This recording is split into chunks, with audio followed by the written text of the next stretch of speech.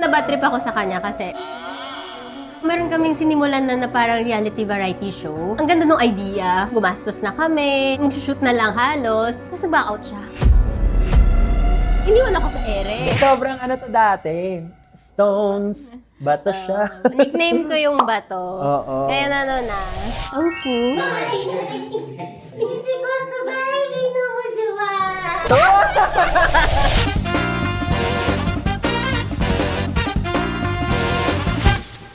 Eto na yung pinaka-hinihintay natin. Eto lang ang Potluck Saturday so far na walang inom.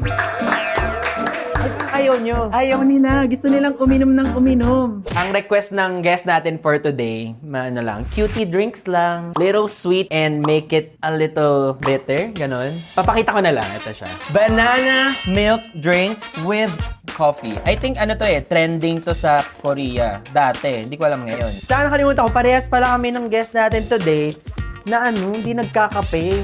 Masyado. So pag nanginig-nginig kami, totoo yung ganun-ganun ko mamaya. Ay! Minsan dinadaan na lang sa korte ng ice. Ito talaga yung hitest part ko, yung intro Sobrang tahimik. Gusto ko sumigaw kayo. Ayan!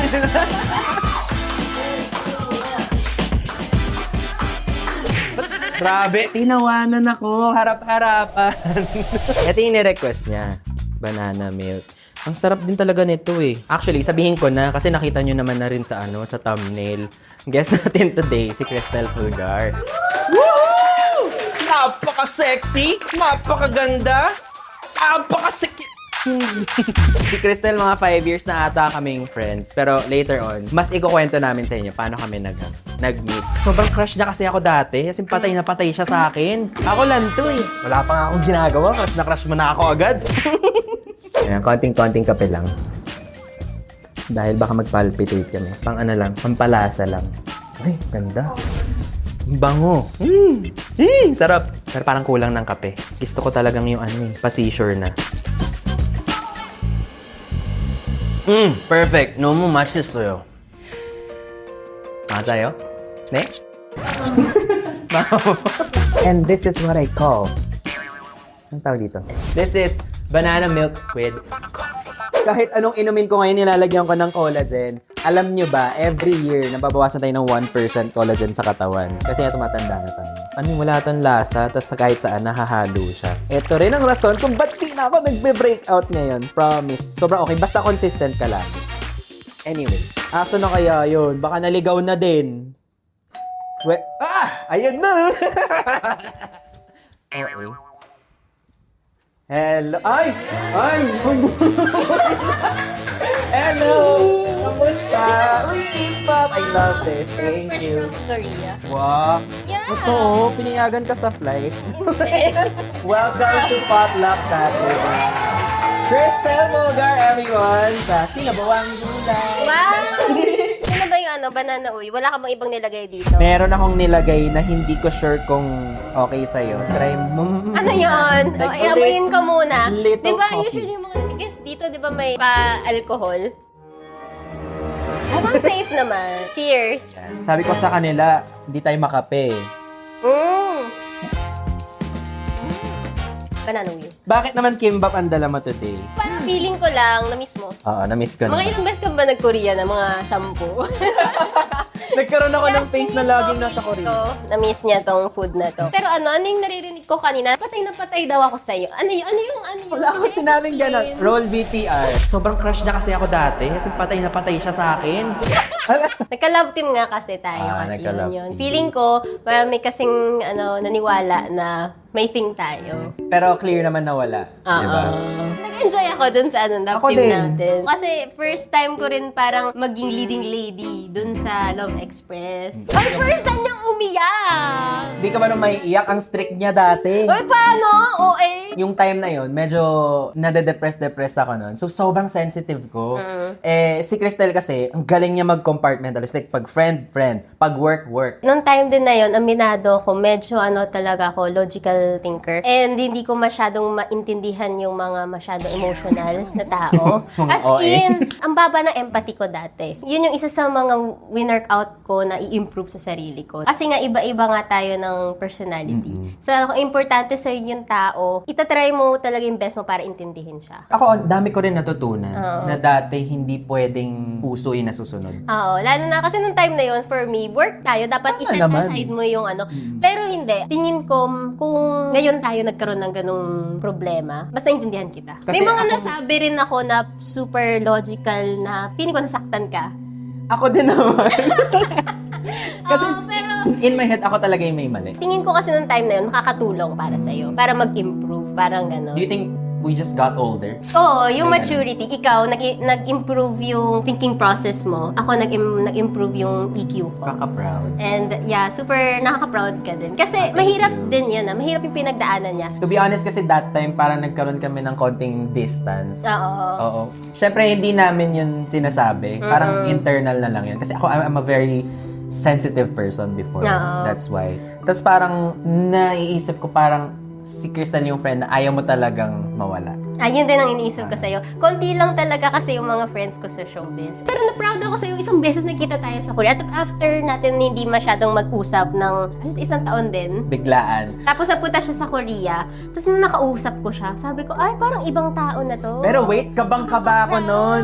Saan nagyaya? Sabi niya, meet tayo. Sabi ko, Catch up. Kasi parang, hindi ko alam na kinakabahan ka pa. kinakabahan ako nun. Sobra. Hindi mo na-vibe yun. Hindi masyado. Pero bago natin ituloy, kumain na rin tayo. Sige.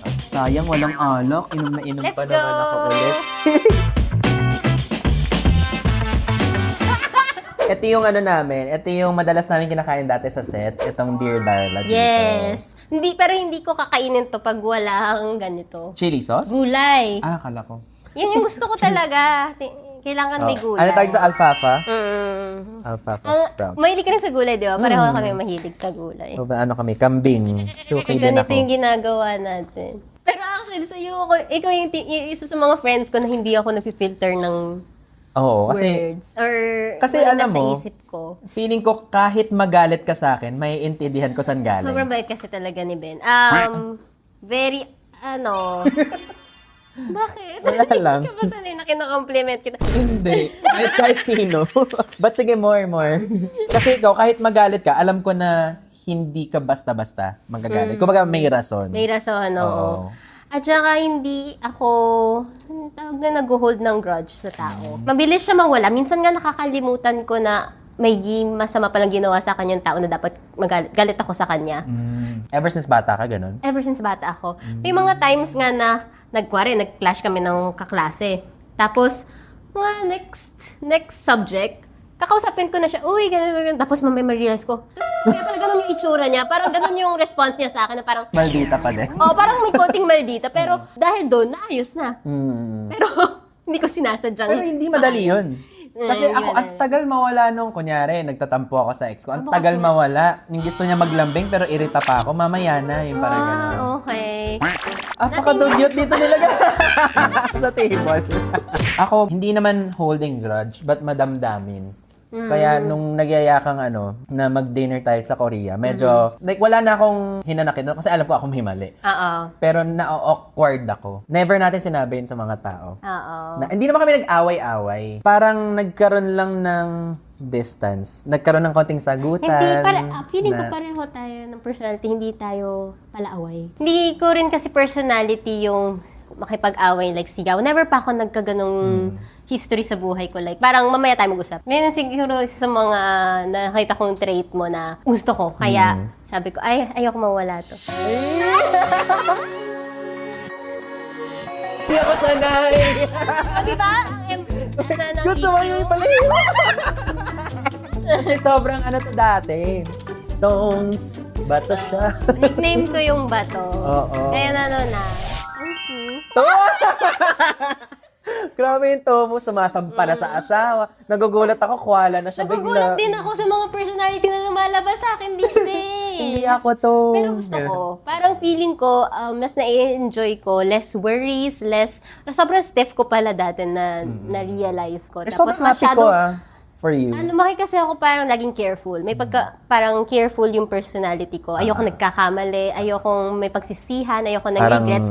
pulido dapat. Though may ganun pa rin ngayon. Pero tingin ko, may trust issues talaga ako sa sarili ko. Parang ganun. Kasi nga gusto ko careful, ayoko ma-betray ako. Na-feel mo sa friendship natin? Na konting, parang hindi ko sure kung magiging friend ko ba talaga to? Hindi, kasi hindi aabot yung friendship natin ng ganito kung umpisa pa lang nakitaan ka na kita ng ganon.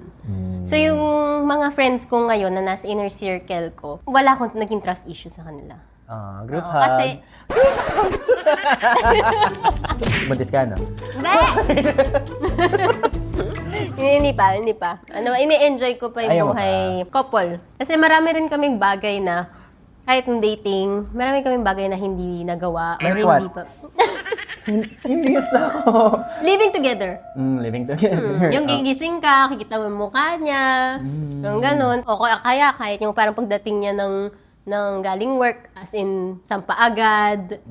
Sampa na, Sampa? ganun lang. Pakita sabi, video insert.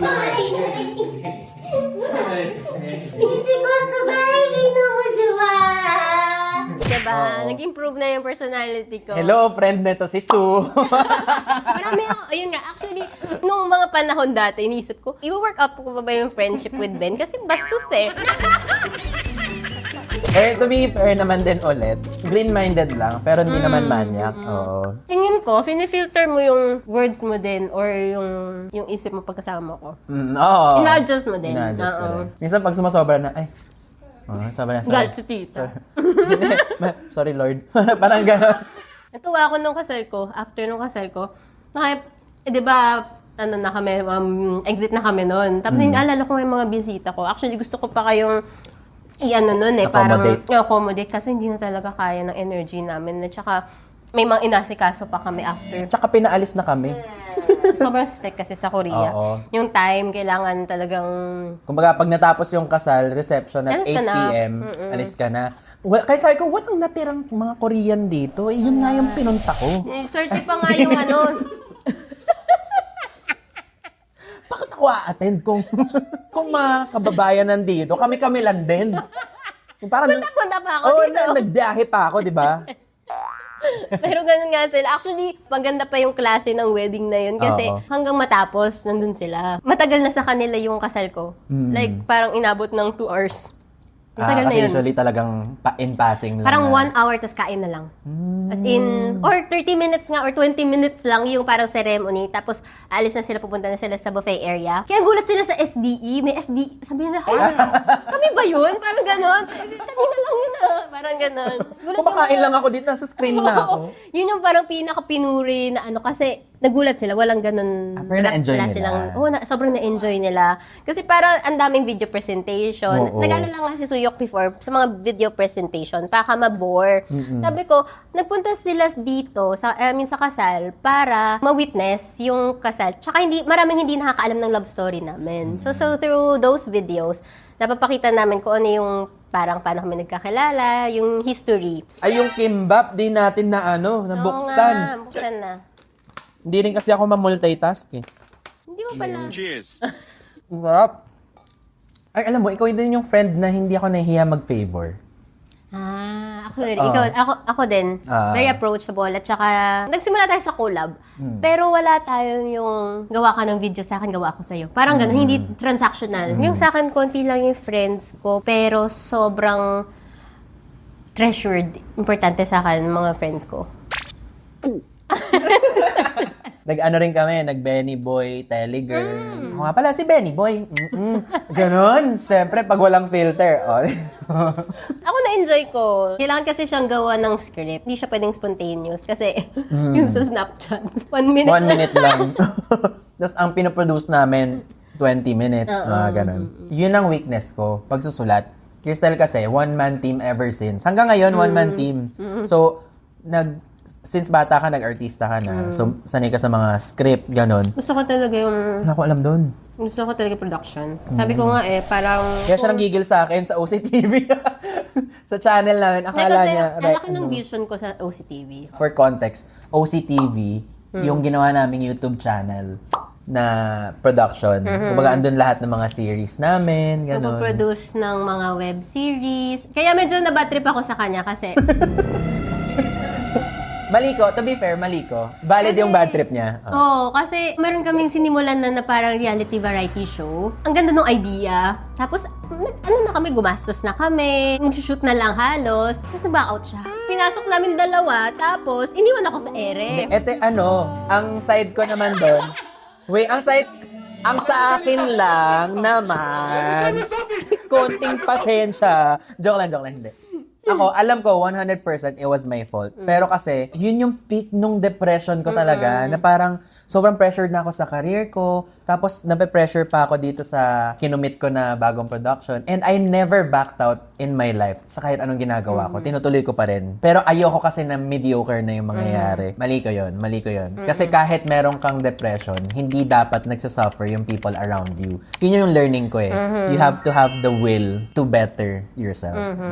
Ako naman kasi, okay lang sa akin, maiintindihan kita. Pipilitin kitang intindihan. Na-appreciate ko. Nakadalawang drama kami na halos ako lang yung kumikila sa production. Initially, hindi ko nasabi na hindi ko kaya magsulat. Oo. Yun din yung fault ko. May expectations ko sa'yo ang taas. Na-realize ko naman na may mali ako nung nakikita ko na yung mga vlogs niya nilalabas na sobrang nagsasuffer na siya sa mental, nagbe-breakdown siya, ganyan. So, na-realize ko, sobrang nun, dapat ba inintindi ko na lang siya? Kung nagkaroon ng konting space siguro ng Pero looking back, I think ako talaga eh. Dapat ba mas naintindihan? Pero kasi, alam ko naipit kita nun eh. Kasi ako, willing ako to sacrifice yung ibang parte ng ginagawa ko sa life. Like, hindi ako nag-vlog nun. Hindi ako na tumatanggap ng branded collabs. Parang lahat na ng time ko, binuhos ko doon. Siya, nakakagawa pa siya ng mga kung ano-ano. Nakakapag-sponsored video pa siya. Oo, hindi na fair. So, tigilan na lang natin. Kasi hindi rin ako basta-basta makakahanap ng parang someone na magiging kapalit ni Ben. Kailangan kasi ng trust sa ganitong parang business yun eh. Halos somehow business siya. We was doing super well. Super well, oo. Hindi ko rin inasahan na ganun. Nagulat din ako eh. Sayang yung potential. Yun yung mga sabi ko. Oo. Sayang yung time na Hindi lang nagmao yung ko, isa. tapos pero hindi ko pinagsisisihan kasi sobrang Ako din naman.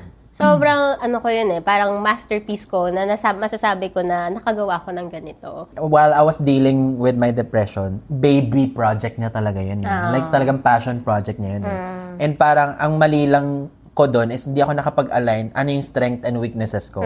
Pero tingin ko, meron lang talagang time frame ang mga bagay-bagay. Kasi meron pala akong ibang path na mas Para kailangan, na mas para sa akin, na dinaanan ko. Na tama lang yung ganun.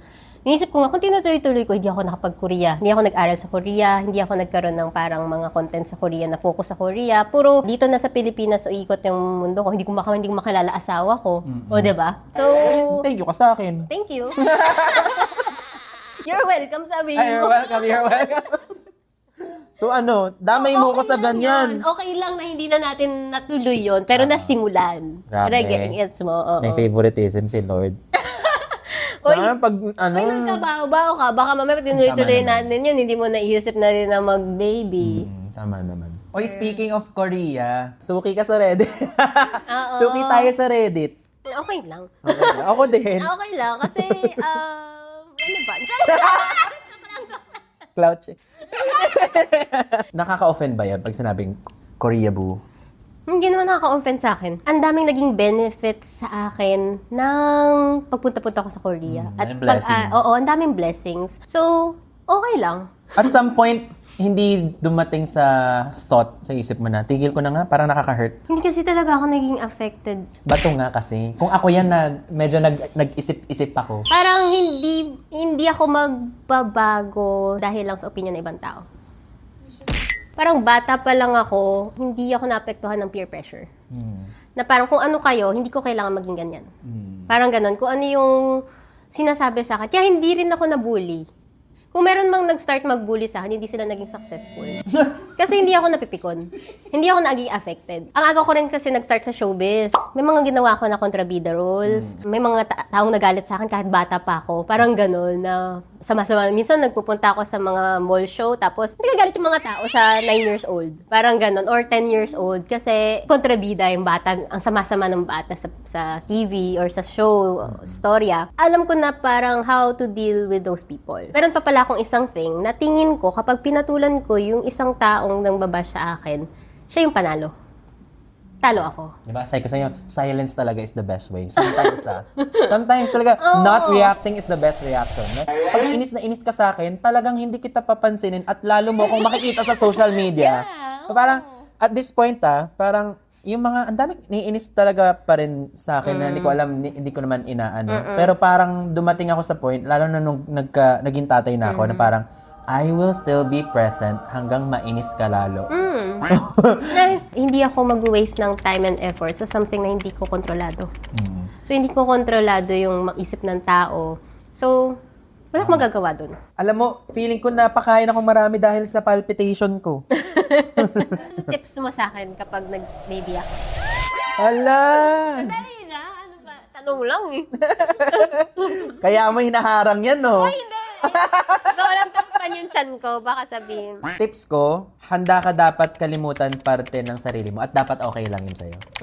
Kasi ako, I wanna soar higher, pero okay lang na hindi. Parang may ganung push and pull siya. I wanna do this, I wanna do this, I wanna do this, but at the same time, hindi ko afford. Mas gusto kong to be there kasi crucial tong time para kay Alec. Okay. Parang alam ko na kung ano yung sinasabi mo na migrate, di ba? Not anytime soon. Siguro, it's so hard to move somewhere na wala kang partner. And parang hindi, ano lang siya, what if lang siya. What if lang. Pero lang ako parang curious about sa klase ng parenting mo. Okay, Parang kinabahan. gusto mong ibigay kay Baw yung mga hindi mo naranasan or hindi mo nakuha. Ay, oo. Parang ganon. May ganon Lahat ng love language. Alam mo, nakakailang I love you ako sa isang araw sa kanya. More than 50. Hindi nga lang niya nababalik pa. Ngayon. At nabago niya pati parents ko. Nag-I love you sa kanya. Pero feeling ko inaano nila ginagamit nila yung I love you sa anak ko para sabihin sa akin. Parang ganon. Sa parenting, parang ako gusto ko somehow ma-experience niya rin yung hirap ng life. Pareho kami kasi ni Suyok na parang self-built. Na-humble kasi kami ng past experiences namin. So, dahil sa past experiences, naging ganito kami ngayon. Ganyan din gusto ko kasi. Laki kami sa struggle. Oo. Hirap gawin pag andyan yung grandparents ng baby. Kasi ngayon, gusto ko dati, naisip ko body-body dapat kami ni Alec. Kasi nako, cool dad, ganyan. Pero ngayon, yung parents ko, lagi siyang nasa spoil, konting iyak, gano'n. Tapos ang kapatid ko, pag bumibisita, laging may dala. Dibida na naman lahat.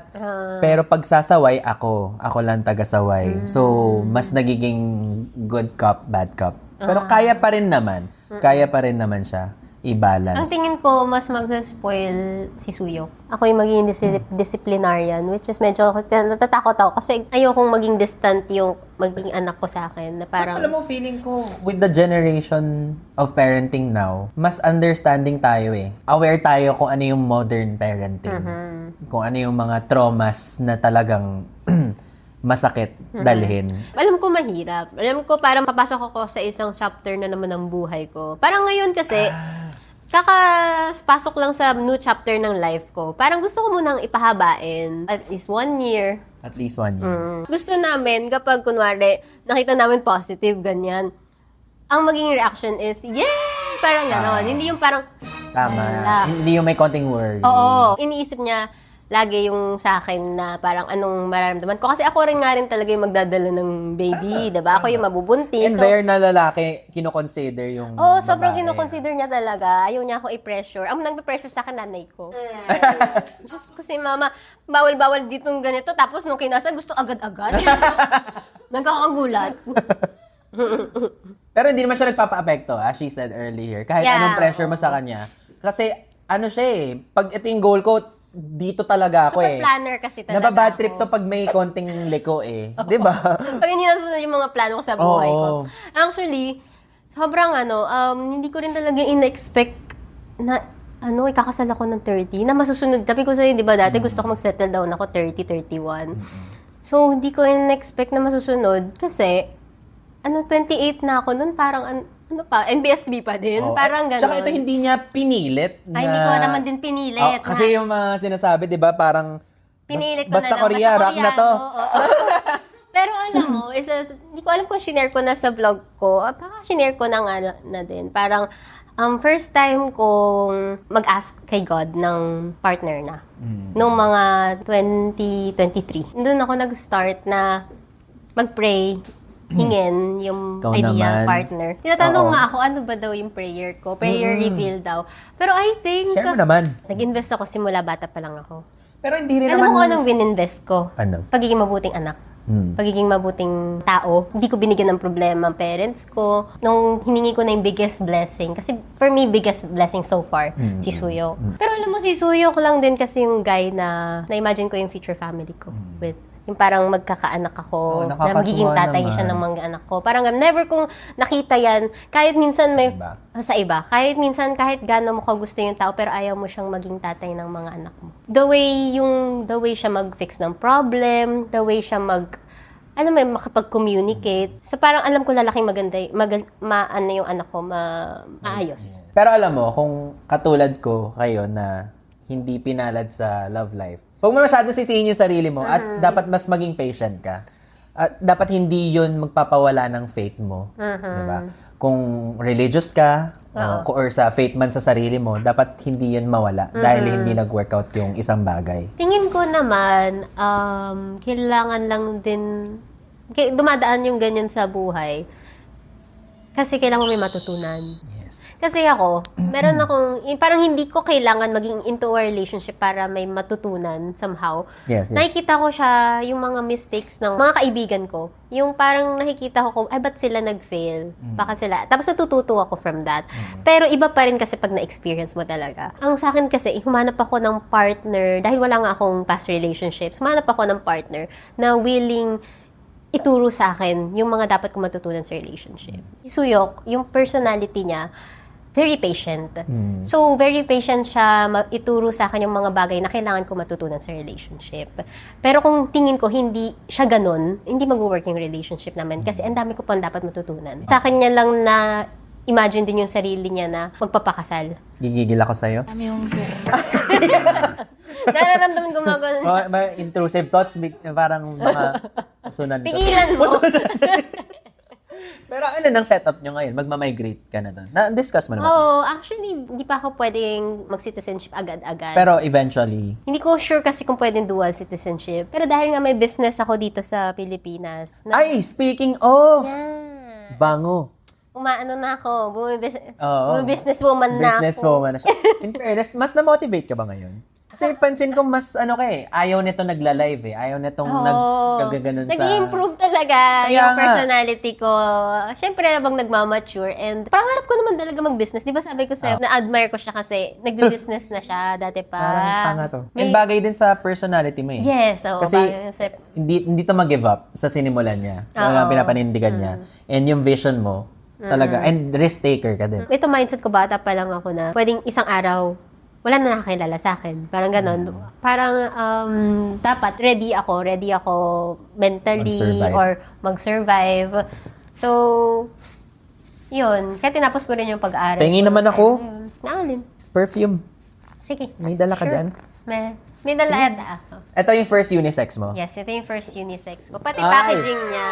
Nakita ko yung dati, puti yata. Oh, white yung packaging mo oo, dati. Puti yung come closer yung nagustuhan mo yata dati. Ito May yung Dear Darla pa yung actually, ito yung pinag-giveaway ko, souvenir nung Oo. kasal ko. Oh, Nung time na yon, limited edition pa kasi, iba pa yung packaging. May binago kong konti eh. Bango to. Yeah, made in Korea. Actually. Alam mo yung i-share ko? Na-share ko na ba sa'yo? Hindi Nilalagay pa. ko siya sa diffuser ko. Talaga? Itong set na to? Ah. Ito, dati sticker siya. Ngayon, printed na siya. Ay, wow! Yeah. The Binadali kasi CEO! Grabe. Binadali kasi yung production dati, kaya para sa kasal ko, para mahabol sa kasal ko. Mga Tapos, to. pero ito na yung magiging ano niya talaga.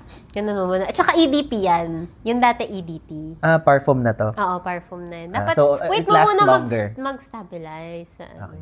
Gimbal. Bango. Ito talaga yung nilalagay ko sa diffuser. Ako kasi, gusto ko kung ano yung amoy ko, yun yung amoy ng kwarto ko. Ayun, pareho tayo. Ganun ka rin. Kaya naglabas na rin ako ng lotion. Dati kasi, iba yung amoy ng lotion ko, iba yung perfume. Naglalaban yung amoy. Hindi ko gusto yung parang nagiging outcome ng... Nagmimix. Nagmimix. Oo. So, sabi ko, gusto ko same yung lotion and same yung... Ay, pakita natin. Ayan siya. Add to cart. Add to cart now. Check out para wag na add to cart. The name of this is Forevermore. Yes. This is Parfum. Parfum lasts longer. Magkakaroon ka ng forevermore pag pag inano mo yan, ginamit mo. Ginamang setting spray. Ka forevermore. Kasi yung team nung kasal namin, forevermore. Bilang sweet girl ka ngayon, Okay. ngayon ita-take advantage ko to para sabihin sa'yo nang walang shot at walang tipsiness Walang alak. na sayang, sana meron. Pero gusto ko lang sabihin, I'm so proud of you and I treasure our friendship more than anything. Kumbaga, kung magka-work man tayo, plus points na lang yun. Kung hindi, that's fine kasi this friendship is so special na hindi ko in-expect na mahihil niya tayo. Yeah.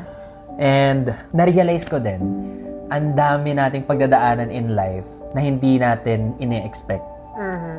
Pero may reason kung bakit. Totoo. Yun yung natutunan ko today. And thank you for that. Sobrang tinitreasure ko talaga din lahat ng friends ko. Like, yung mga nasa inner circle ko kasi konti lang kayo. Isa rin sa mga na-realize ko, mahirap din mag-maintain ng friendship. Hindi lang relationship, hindi lang romantic relationship, pati friendship. Kailangan mo siyang bigyan ng time and effort kung gusto mo talaga i-keep yung tao sa life mo. Tama. So, ako, ready ako mag-invest ng time and effort para sa friendship natin. Kasi gusto ko hanggang dulo tayo. Bakit narinig akong May mental shipper pa May mental. Ayun, thank you. Yeah. I'm proud of you. Proud of you. Ngayon lang to. Ngayon lang tong ganong hug. May Iyak! kaming sa'yo, gift for you. Oh! I like withered Ayan. flowers. Gusto niya, ayaw niya nung fresh flowers. Yeah. Gusto niya yung ganitong Kasi flower. gusto kong i-keep ng matagal. Siyempre, pag fresh flowers, May lanta phase. And as a tradition, we also do a Polaroid shot. Ilalagay natin to sa, sa ref namin doon. Sobrang enjoy ako sa episode today. Thank you again, Thank Cristel. And that's it. Thank you so much for watching another episode of Potluck Saturdays with Ben.